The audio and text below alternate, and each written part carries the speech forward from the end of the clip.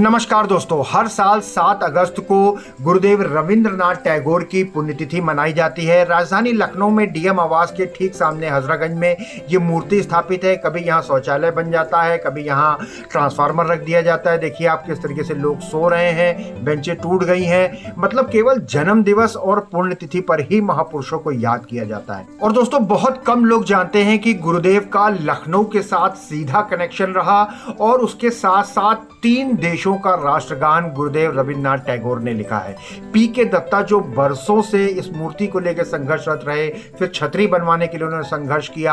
आज आप देख रहे हैं कि बीमार अवस्था में होने के बाद भी पुण्यतिथि की तैयारी में जुटे हैं, लेकिन शासन प्रशासन की ओर से कोई मदद नहीं है। तो आइए इन सब चीजों को लेकर के पी.के. दत्ता जी से। कल 7 अगस्त है और रविंद्रनाथ टैगोर जी की 82वीं पुण्यतिथि है। मूर्ति के सामने आप बैठे हुए हैं, कल कार्यक्रम होना है, लेकिन देख रहे हैं कि साफ सफाई की भी व्यवस्था नहीं है और काफ़ी अव्यवस्थाएं हैं। लेकिन पहले हमारे दर्शकों को ये बताइए कि रविंद्रनाथ टैगोर जी का लखनऊ के साथ क्या कनेक्शन रहा। देखिए, मैं आपको सरल भाषा में ये बताने का प्रयास करूँगा कि रविंद्रनाथ टैगोर के एक मुँह बोले भाई थे जिनका नाम था अतुल प्रसाद सेन। और लखनऊ का शायद ही कोई व्यक्ति होगा जो अतुल प्रसाद के नाम से वाकिफ ना हो। एपी सेन जी, उनके नाम से तो कई रोड भी हैं। जी, उनके नाम से एपी सेन रोड है। लखनऊ यूनिवर्सिटी में 2 हॉल हैं, उसमें एक हॉल मालवीय जी के नाम पे है और एक एपी सेन जी के नाम पे है। चारबाग में उन्होंने बालिका की शिक्षा के लिए छोटा सा स्कूल खुला था। आज वही स्कूल पहले जुबली कॉलेज के नाम से जानता था, अब वो डिग्री कॉलेज हो गया है और Atul Prasad Sen girls degree college के नाम से जाना जाता है। और उनका वो एक बहुत ही धनवान व्यक्ति थे और लखनऊ में बहुत ज़मीन उनके नाम से थी, तो बंगाल से दूर दूर से लोग आया करते थे। तो क्या गुरुदेव भी कभी अपने भाई के पास आए? ऐसा है कि चूँकि गुरुदेव ने एपी सेन साहब को, जब उनको कलकत्ते में उनकी मुलाकात हुई थी और वो उनके संपर्क में आए थे, या ये वो उनके संपर्क में आए थे, जोड़ा शोखों की बात है, तो उन्होंने कहा यार तुम बहुत दिमाग के तेज हो, तुम्हें तो वकालत करनी चाहिए।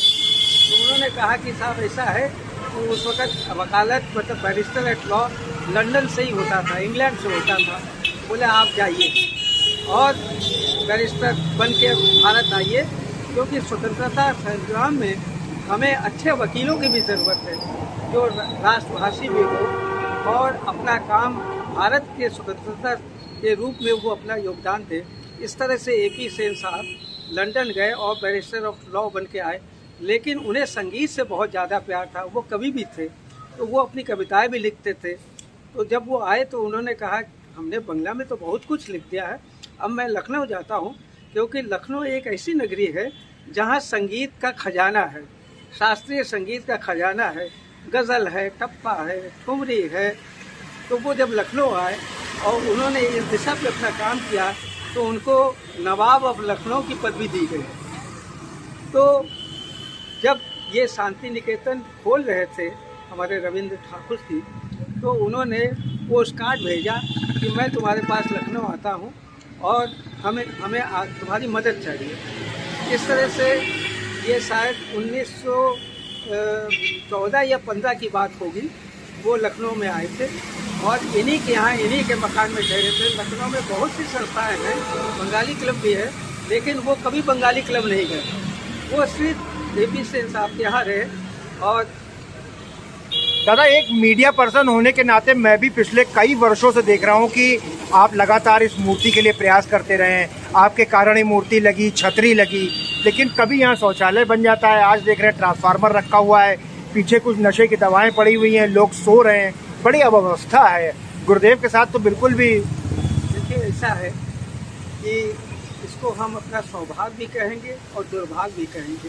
सौभाग्य इसलिए कि उनकी मूर्ति ऐसे जगह पे स्थित है जहाँ से लखनऊ की सारी ट्रैफिक, लोग, अब तो मेट्रो भी आ गए हैं, वो उनकी मूर्ति को देखते हैं। और सबसे बड़ी बात है कि लखनऊ जिला अधिकारी के निवास के सामने ये स्थित है जी। लेकिन यहाँ जो लाइट की व्यवस्था, राम नाईक जी हमारे गवर्नर साहब यूपी के आए थे, तो जब 1915 में मैं व्यक्तिगत रूप से उनसे मिला तो उन्होंने अपने एडीसी से कहा कि हमको तो कभी बतलाया ही नहीं गया यहाँ गुरुवर की मूर्ति खड़ी है, मुझे वहाँ लिया जाए। तो मैंने इनको उनके जन्मदिन पे बुलाया था। 5 साल तक जब तक वो गवर्नर रहे, वो 7 मई को हमेशा यहाँ आए जी, हमेशा यहाँ आए जी। और यहाँ कई कार्यक्रम हम लोगों ने किए।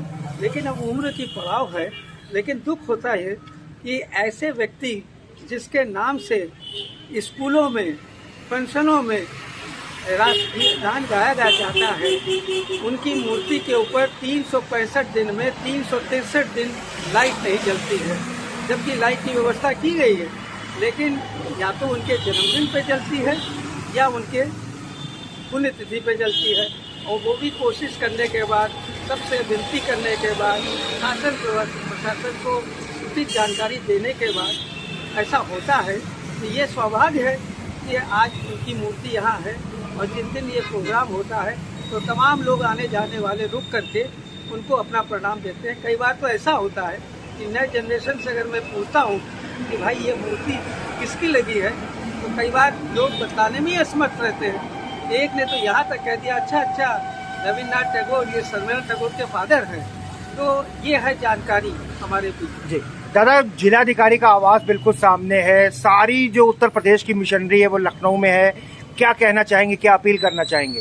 देखिए, मैं तो निवेदन ही कर सकता हूँ। यहाँ पे राजशेखर जी थे तो वो आते थे, राज यादव जी थे वो भी आते थे। उसके बाद के जितने भी जिलाधिकारी रहे, यद्यपि लिखित सूचना निवेदन में भेजता हूँ, लेकिन शायद ही कभी कोई यहाँ पे आया। हाँ, अगर कोई बड़ी हस्ती यहाँ आ गई तो फिर उसके प्रोटोकॉल में कौन कौन आएंगे इसका कोई ठिकाना नहीं है। जैसे आज मैंने सबको पत्र भेजा है, उसमें लखनऊ के नए मेयर सुषमा जी को भी मैंने निवेदन किया है। मैंने राज्यपाल महोदय जी से भी निवेदन किया है कि यहाँ पे 7 बजे आकर के वो अपनी आदर अंजलि दीपदान में दे। देखते हैं कल इनके भाग में कौन कौन है।